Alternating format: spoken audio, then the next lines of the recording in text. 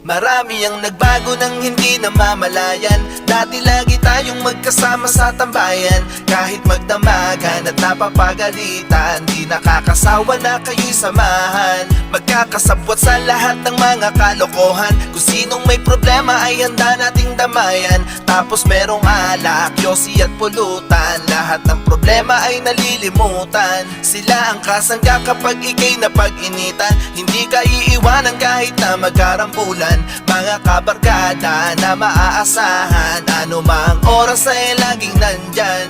Kahit na magkaroon man tayo ng tampuhan, sa mga bagay-bagay ay di magkaintindihan. Di nun masisira ang pinagsamahan at kung ano tayo bilang magkakaibigan. Mga kulitan natin nung magkakasama, tambay at inuman na